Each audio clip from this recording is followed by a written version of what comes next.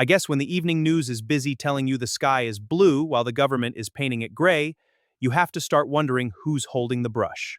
Hey Canada, it's Earl. You've been hearing a lot lately from the mainstream about how lucky we are to have a steady hand like Mark Carney at the wheel. They call him a global expert, the man with the plan to save the economy and the planet all at once. But if you look past the teleprompter, the facts tell a whole different story. Let's do a real deep dive, one for the people who haven't been following the fine print, and break down the deals, the conflicts, and the real cost of this vision. Now, let's start with the economy and the low debt illusion. Imagine you're looking at your neighbor's shiny new truck. The media tells you he's doing great because his credit card balance is low. But what they aren't telling you is that he's taken out a second and third mortgage on the house to pay for it. So the media version brags that Canada has the lowest net debt to GDP ratio in the G7. It sounds professional, like we're the valedictorian of the global economy. But here is the actual truth. Net debt is a magic trick that hides the real bill. Our gross debt is sitting at a massive 113% of GDP. We're looking at a total federal debt of $1.4 trillion, with a $78.3 billion deficit just for this year. And here is the Brookfield tie. While you're told there's no money for your priorities, the government is backing a $50 billion Maple Fund. $10 billion of that is your tax money, handed over to be managed by Brookfield. It's like the government taking your grocery money and giving it to their old boss to invest. Next, we have the ethics, the screen that doesn't block anything. Think of an ethics screen like a security fence around a yard. The media tells you the fence is 10 feet high and electrified, but when you actually walk up to it, you realize the fence only covers the front gate, and the rest of the property is wide open. Here is the MSM version. They say Carney has a state-of-the-art ethics screen and a blind trust to keep him far away from Brookfield Asset Management. But the actual truth, that blind trust is a facade. Carney still holds millions in stock options and performance pay from Brookfield that he cannot even sell until 2033 or 2034. And Carney uses the 95% loophole. Brookfield's own leadership confirmed that 95% of their 2,000-plus companies aren't even on that screen. And again, here is the Brookfield tie. While the screen is supposed to be on, a senior Brookfield executive personally met with Carney in the PMO last October. No alarms went off. The House Ethics Committee formally recommended he sell his assets because a blind trust isn't enough, but he's flat out refused. Next is the partnerships, handshakes over results. Imagine a contractor comes to your house, signs a paper saying he intends to fix your roof, takes a deposit, and then leaves. That's a Memorandum of Understanding, MOU.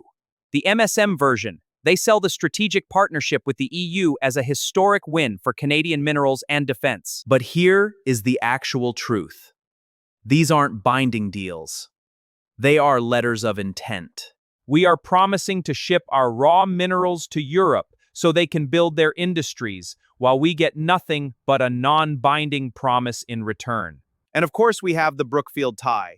The sectors in these MOUs, like critical minerals and green energy, are the exact places where Brookfield is dumping billions of dollars.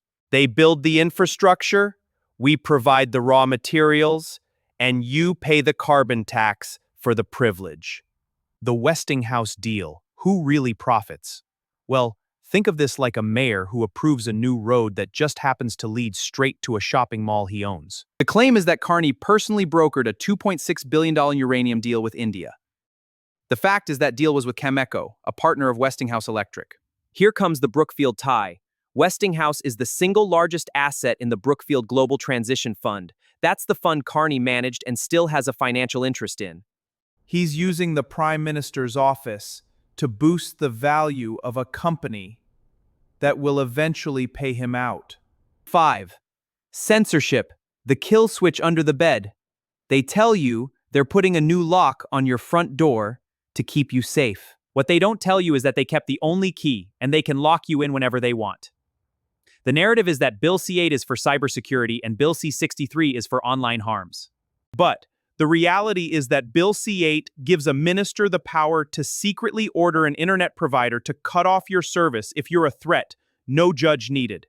Bill C-63 brings in pre-crime, where you could be punished for something the government thinks you might say. And surprise, here comes the Brookfield tie.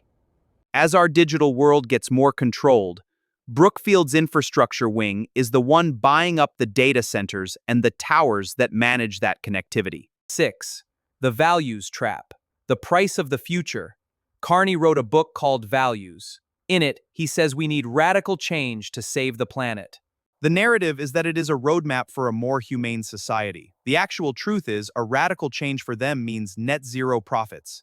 For you, it means poverty. He's admitted this transition will be painful. And of course, here comes the Brookfield tie. Brookfield is the world leader in transition investing. While the government denies $14.3 million to the watchdog investigating 638 reports of corruption, they are handing billions to green projects that line the pockets of the very firms Carney is tied to. The media wants you to think the elites are saving you. But when the person saving you is the one getting rich off the rescue, you're not the passenger, you're the cargo. Thanks for watching. Stay awake.